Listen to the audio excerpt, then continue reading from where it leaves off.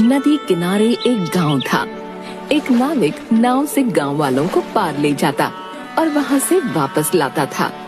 इसी नदी पर लकड़ियों की एक पगडंडी बनी हुई थी, पर वह इतनी संकरी और कमजोर थी कि पैर रखते ही हिलने लगती। इस पर संतुलन बनाए रखना बहुत कठिन था, इसलिए कोई भी व्यक्ति उस पगडंडी का इस्तेमाल नहीं करता था।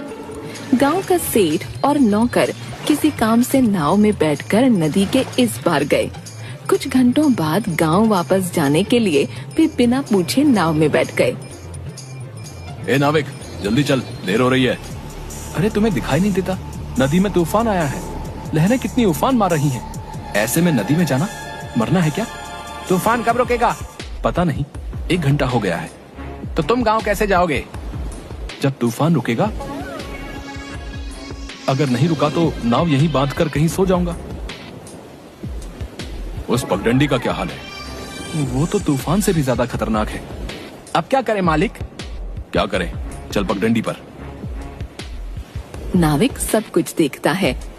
कुछ कदमों की दूरी पर नदी को पार करने के लिए सेठ और नौकर पगडंडी के पास खड़े होकर।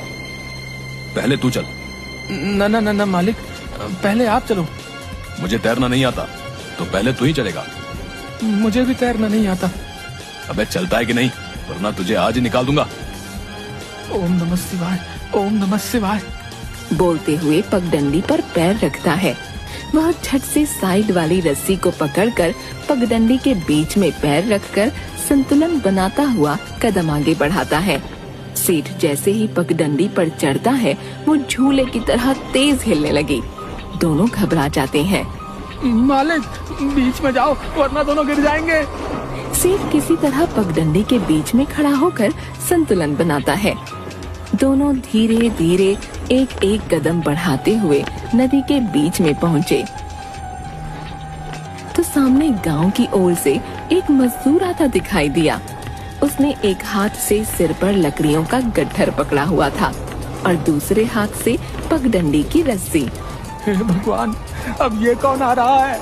वैसे तो इस पर कोई नहीं आता, अब जाने ये कौन भला है। पगडंडी पर वे आमने सामने आ जाते हैं। हे भाई, थोड़ा साइड हटो, निकल जाने दो भैया।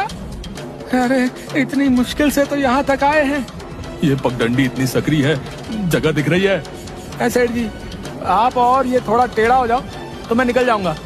मुझे बाजार जाना है, देर हो रही है।